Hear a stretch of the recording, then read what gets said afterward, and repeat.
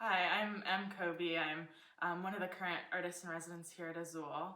I have a background in painting. I'm from Louisiana and I went to Louisiana State University where I studied painting and art history, and then I went and got my MFA in painting recently from Boston University.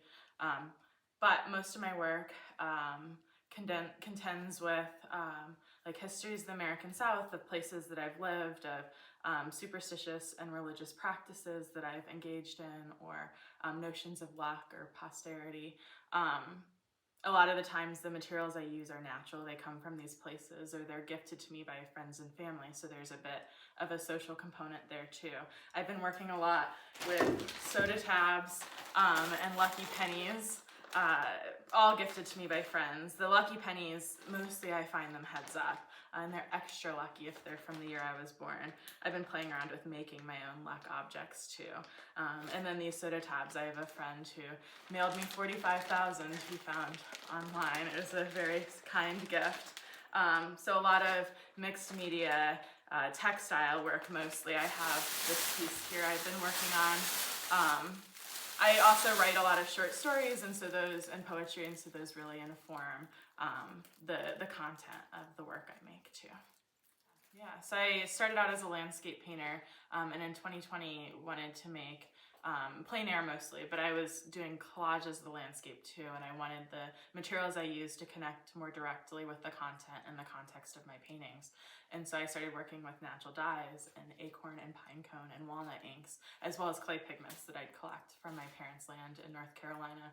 And then from there, I started thinking about how I was more interested in the materials as objects than their capacity to make image. And so then I started thinking about other objects or materials that I might collect from these places, so clay and stones. I also was making like bone black pigment as another form of memento mori. It's one of the oldest ways to make black pigments, dating as far back as cave paintings. I would collect bones from my family's meals and char them to make black, but then I started using the bones in sculptures and then other rocks and other found materials.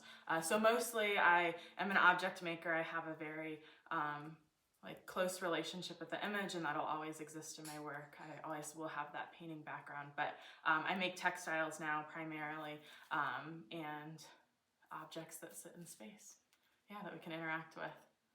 That's so interesting. I want to know about the bone black. That's amazing. If you had to choose a word to summarize your practice, what would it be? One word. We can come back to it too. Okay, let's come back to it. One word. I don't know. There's like a few that come to mind. I think of superstition, and I think of posterity, and I think of finitude, or of, this is not one word, I'm sorry. No, that's great. And of, trying to mitigate my own fears of ending. Yeah. Amazing. Mitigation. There we go. Love it. That's an excellent choice. Silly. Can you talk about just kind of the foundation of your practice? Like, is there a most influential person or book or artist or experience that you draw from repeatedly in your work? I really love Kiki Smith. I would like to come for her career one day. I think she's fantastic. I just finished this book by Ernest Becker, The Denial of Death, and really essentially what he says is that everything that we do, the way we create art and music and dance and families and communities and relationships, all of that, all the beautiful things as well as the heinous things, the genocide, the murder, the way we harm each other and ourselves, all of that comes from a way of dealing with or contending with the fact that we're all going to die. And so different people get to decide what exactly that looks like for them, what sort of creations they get to make with that fear. He just talks about that as the primary anthropological drive for the human species. And so I do think books like that, The Worm at the Core, written by Sheldon Solomon, one of his students, was also really influential for me in my practice too. And then I listen to a lot of country music. I was just talking to another Azule staff member about John Prine this morning. And then also storytellers like Bob Dylan, not so much country music, but Tyler Childers and Zach Bryan as well. Yeah. That's great. Oh my gosh. Okay, I want to ask you about those stories later.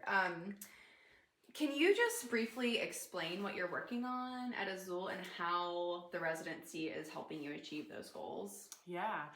So I live in Gatlinburg, Tennessee right now. I'm at the Aramont School of Art and Craft as one of their residents. And we have no stars there, maybe 3 or 4.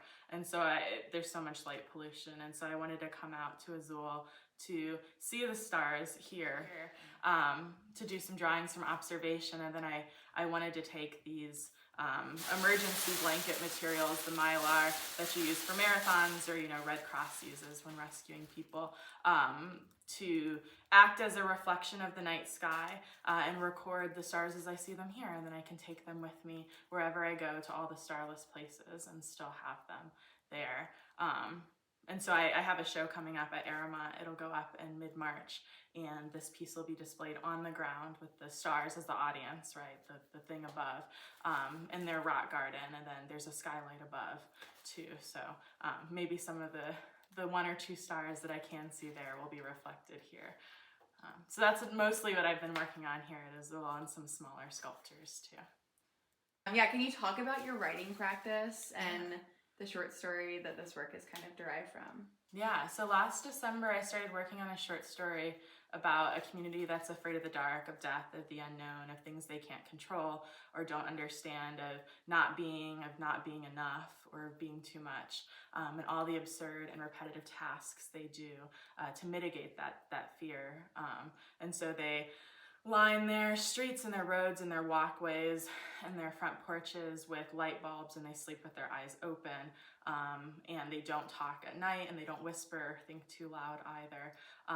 They go to church, and they do all these really repetitive tasks there as well, again, to mitigate this death anxiety. And they take 6 or 7 or 8 portions of communion every week. And so a lot of my work has been coming out of this story and out of my writing. At first, the writing was just a way to frame the objects I was making as titles, but then it started to become a framework to understand them as a whole, and inspiration for each of these objects to come out of. And so there's a line about it being so dark that the stars hid behind their shadows. And so I made a couple of dark blue tapestries with, again, these soda tabs sewn into fabric, hiding behind their own shadows. You couldn't necessarily always see them. And then I made another tapestry where, there's text at the bottom, and it says they were afraid of the dark during the daytime too. And then this large mylar one that I've been working at here at Azule will have a piece of text at the top that says, "And I was afraid of the dark, even where I could see the stars." So bringing it back to me again.